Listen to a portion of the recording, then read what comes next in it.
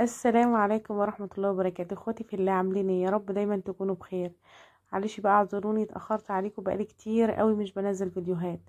والله بجد يعني التقصير مننا، بس والله ربنا اللي سبحانه وتعالى اللي يعلم. كان عندنا ضغطة امتحانات بقى وكان الله في عون اولياء الامور الفترة دي.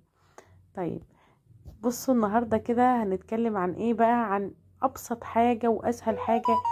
ايه اكتر حاجة الواحد يعني نفسه فيها وبيتمناها؟ ان هو يدخل الجنة. ايه اكتر حاجة الواحد نفسه فيها وبيتمناها؟ انه يبقى بينه وبين ربنا كويس، وان هو يبقى مرتاح ونفسيته مرتاحة ومطمنة، ونفسه يحقق كل اللي هو نفسه فيه. ونفسي في عربية ونفسي في يخت، ونفسي في فيلا، ونفسي في قصر، ونفسي. بص اقول لكم على حاجة، النفس دي امارة بالسوء، بتطلب كل شيء. طيب بتطلب، يعني ما تعرفيش توقفيها. فكلنا لينا نفس. محدش يدخل بقى يقول لي يا ستنا الشيخة ومش يا ستنا الشيخة وبتاعت قال الله وقال الرسول والكلام ده كله. انا ما طولش ان انا اقول حاجة عن قول الرسول صلى الله عليه وسلم. ده اول هام. تاني هام بقى، وده الاهم، هي بسيطة جدا وسهلة جدا. سجادتك في ايدك، مصحفك في ايدك التانية. دول يعني اقرب طريقين للصلاح والنجاح والتوفيق والتيسير في كل امورك وحياتك. سبحان الله. ازاي؟ هتقول لي ازاي؟ هقول لك ان انت ما انتش محتاجه غير يعني تكلمي حد يكون بيفهمك، تكلمي حد يريحك، ينفذ لك طلباتك، يقضي لك كل اوامرك. الحد ده مين؟ هو ربنا سبحانه وتعالى. لان ربنا سبحانه وتعالى على كل شيء قدير. ربنا سبحانه وتعالى هو اللي قادر يحقق لك كل اللي بتتمنيه. اقول لك على حاجه، ربنا سبحانه وتعالى في ايده، يعني سبحان الله زمام الامور. يعني ربنا سبحانه وتعالى في ايده كل شيء. كل حاجه انت بتتمنيها وبتحلمي فيها بايد ربنا سبحانه وتعالى، ماهيش بايدين عبد. تطلبيش من عبد. بيقول لك من طلب شيء من عبد ربنا سبحانه وتعالى يذله. فاهمين؟ فاللي هو انما لما تطلب من ربنا سبحانه وتعالى، ربنا سبحانه وتعالى يرفعك ويعليك، لان ربنا سبحانه وتعالى اللي خلقك. طيب ازاي اطلب من ربنا؟ انا رايحه في الصلاه، اقرب ما يكون العبد الى ربي وهو ساجد. انا هسجد، هطلب من ربنا بقى اللي انا نفسي فيه: رزق، صحة، مال، اولاد، كل اللي بتمناه وكل اللي نفسي فيه وكل اللي بحلم بيه اطلب من ربنا سبحانه وتعالى، وانا على يقين ان ربنا سبحانه وتعالى ينفذ لي اللي انا بتمناه واللي انا بحلم بيه. واللي ربنا سبحانه وتعالى ما ينفذهوليش، ده مش معناه ان ربنا سبحانه وتعالى ما قدرش يحقق اللي انا نفسي فيه. لا، ده اللي هو شال عني حاجة هم، شال عني حاجة كارثة، بلوى، حاجة كبيرة جدا كانت هتصيبني. فاللي هو الخير اللي انت بتعتقديه ان هو يكون خير بالنسبة لك، ربنا سبحانه وتعالى زاله عنك، لان هو حاجة مش خير خالص ومش كويسة جدا بالنسبة لك. ما تفتكريش ان ربنا سبحانه وتعالى حاشها عنك عشان بيكرهك، لا، ده عشان بيحبك، عشان مش عايزك ان انت تتعلقي بيها. مش عايز حاجة زي دي مثلا تكون انت فاكراها ان هي فيها الصلاح. يعني مثلا بدعي يا رب بابا، ويا رب يا رب وفقني اتجوز الشخص ده، والشخص ده مش كويس. ربنا سبحانه وتعالى اللي اعلم واعلى، تمام؟ فهو ادرى ان ده مش من مصلحتك، فمش هيوفقك فيه. اما تدعي بحاجه، قولي يا رب اللهم ان كان هذا الامر خيرا لي فيسره، وان كان هذا الامر شرا لي فابعده عني. فربنا سبحانه وتعالى سيب الامر، ربنا سبحانه وتعالى هو اللي يحقق لك فيه وييسر لك فيه اللي انت عايزاه. ده زي ما انا قلت كده، ده لو انا عايزه اكلم ربنا او اطلب اي حاجة، هصلي ركعتين واطلب من ربنا سبحانه وتعالى اللي انا نفسي فيه. طيب، عايزة بقى ربنا يكلمني. ربنا سبحانه وتعالى كلمك في كل صغيرة وكل كبيرة في القرآن الكريم. ربنا سبحانه وتعالى نزل على الرسول صلى الله عليه وسلم الوحي كام سنة؟ كل صغيرة وكل كبيرة نزلت على الرسول صلى الله عليه وسلم. نزلت عليه سيدنا جبريل، نزل عليه من السماء السابعة لسيدنا محمد صلى الله عليه وسلم، يعرفه كل أمور ديننا، أبسطها وأصغرها. وبصوا يعني اقل حاجه فيها ربنا سبحانه وتعالى ما عدهاش. فيش حاجه ربنا سبحانه وتعالى ما ذكرهاش في القران الكريم. فيش حاجه ربنا سبحانه وتعالى ما امرناش بيها في القران الكريم. ما فيش حاجه ربنا سبحانه وتعالى حاجه شر ربنا سبحانه وتعالى ما حذرناش منها في القرآن الكريم. فانت عايزة تعرفي اي شيء في امور دينك، ما تخشيليش، ما تجيليش على الخاص، ولا تكتبي لي في التعليقات، ولا حد يكتب لي كده خالص في التعليقات انا عايزه اعرف كذا كذا كذا. تمام، هرد عليكي وهجاوبك وعلى عيني وعلى راسي. بس انا بقول لك النصيحه دي ليه؟ علشان خاطر مش كل واحد يقول لي كلمه، ده كل واحد بفتوى، كل واحد بيقول لي حاجه. اطلع بص الاقي شيخ يتكلم لي يقول لي صوت المرأة عورة وان كانت تقرأ القرآن. يا سيدي هات لي حديث، ولا هات لي آية، ولا هات لي ذكر، ولا هات لي اي حاجة تدل على الحديث اللي انت جايبه ده. فين الحديث ده؟ انا قرأت رياض الصالحين ما شفتش فيه الحديث ده.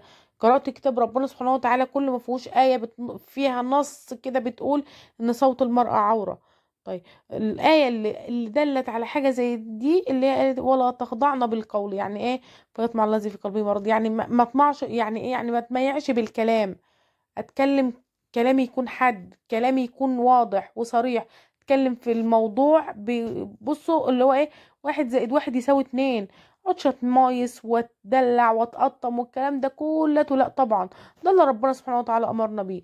انما ربنا سبحانه وتعالى ما قاليش ما اقراش القران، ما قاليش صوتك عوره. لا، صوتي ما هوش عوره، ولا صوتك عوره. لا، ده انت صوتك ده هتتسألي عليه يوم القيامه. بص ازاي اللي هو بلغوا عني ولو اي حديث، اي ذكر عن الرسول صلى الله عليه وسلم، انت مطالبه ان انت تقوليه. انت مطالبه ان انت تقولي اي حاجه عن الرسول صلى الله عليه وسلم. انت مطالبه ان انت تذكر ربنا سبحانه وتعالى في اي مجلس كده، يعني وانت قاعده فيه تذكري ربنا سبحانه وتعالى. انت عارفه لما تقعدي في مجلس كده تقعدي تجيبي في سيره فلانه وفلان، وده عمل وده عملت ودي سوت وده حصل وده حصل، وانت ما ذكرتيش ربنا سبحانه وتعالى في المجلس ده، فانت كده هتتحاسبي. انت كده كأنك قاعده على جيفة حمار يا شيخه، والعياذ بالله. فلا، انت مطالبه ان انت تذكري ربنا، انت مطالبه ان انت تفكري الناس بذكر ربنا سبحانه وتعالى، انت مطالبه، انت مسؤوله. انت مسؤوله. الامهات المؤمنين رضي الله عنهم ايام الرسول صلى الله عليه وسلم كانوا يعني ستنا عائشه دي رضي الله عنها روت احاديث عن الرسول صلى الله عليه وسلم كتير جدا بعد وفاته. كانوا كانوا الصحابة رضوان الله عنها كان عنهم وأرضاهم كانوا بيروحوا يسألوها في حاجات عن الرسول صلى الله عليه وسلم. كانت بتجاوب بإيه ستنا عائشة؟ كانت تقول لهم بيسألوها عن حاجة عن الرسول، كانت تقول لهم كان قرآنا يمشي على الأرض. قرآنا يمشي على الأرض يعني إيه؟ يعني ماشي بالقرآن، ماشي بالنص اللي نزله عليه ربنا سبحانه وتعالى، ماشي بالكلام اللي ربنا سبحانه وتعالى أمره بيه، بالرسالة اللي نزل بيها، اللي نزل إن هو يأمرنا بيها ويعرفنا أمور ديننا. صلى الله عليه وسلم اتأذى كتير جدا عشان يوصل لنا الدين ده على طبق من ذهب كده. ان احنا دلوقتي قاعدين في بيوتنا وماسكين تليفوناتنا وحاطين وشنا 24 ساعة في التليفونات.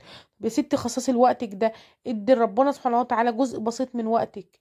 ادي لنفسك ورد يومي كده لازم تقرأي القرآن. نراعي الامور البسيطه جدا دي في يعني في ان احنا نذكر ربنا سبحانه وتعالى في يومنا. ما يعديش يومك كده وما تذكروش فيه ربنا سبحانه وتعالى. يا جماعه احنا قلنا ربنا سبحانه وتعالى اللي في ايده زمام الامور، ربنا سبحانه وتعالى اللي قادر على كل شيء. ازاي يعدي يومنا كله كده غسيل وطبيخ وترويق وتنظيف واولاد وده كله، وقاعده مع جارتي وبروح ازور فلانه واقعد مع علانه وكلام من ده كله، وانا ما ذكرتش ربنا سبحانه وتعالى، ما قلتش حديث عن الرسول صلى الله عليه وسلم. جماعة الحديث ده قلناه 100 مرة ومليون مرة وبنعيده. ما جلس قوم يذكرون كتاب الله ويتدارسونه فيما بينهم إلا وحفتهم الملائكة وذكرهم الله في ملء عنده. يعني شوفي سبحان الله الروحانيات بس اللي بتنزل عليكي لما بتقعدي كده في مجلس بتذكري فيه ربنا سبحانه وتعالى. سبحان الله. فانتي فين من الروحانيات دي؟ بيتك كده بيتنور في السماء. انتي عارفة شفتي النجوم اللي انتي بتشوفيها في السماء كده منورة دي، وتشاوري على النجمة دي وتشاوري على النجمة دي؟ انتي بيتك برضو في السماء كده بيبقى منور.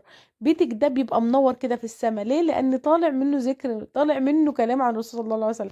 تعرفين الكلام الفيديو اللي انا بعمله البسيط ده، يوم ما بعمل الفيديو البسيط ده واتكلم واذكر ربنا سبحانه وتعالى، ببقى حاسة ان انا بكلمكم انتوا سامعيني. احنا كده في حلقة ذكر، احنا كده في حلقة تعليم، احنا كده بنتكلم، احنا كده بنذكر ربنا سبحانه وتعالى. احنا كده يومنا ما عداش غير لما ذكرنا الرسول صلى الله عليه وسلم وذكرنا ربنا سبحانه وتعالى. فدايما والله العظيم شجعوني وشجعوا نفسكم وانتوا كمان اذكروا ربنا.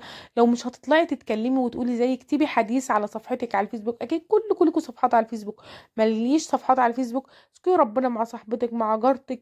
بصي في كل وقت في كل لحظة ده كله هتاخدي عليه حسنات بدون تعب وبدون إرهاق ولا أي حاجة. بس بإيه؟ بإن أنا أقعد أذكر ربنا وأتكلم عن ربنا سبحانه وتعالى. والله العظيم قد إيه الكلام عن ربنا سبحانه وتعالى بيريح، بيخلي أساسا أمورك ميسرة وكل حياتك تبقى تعدي كده سلسة ومريحة وسهلة.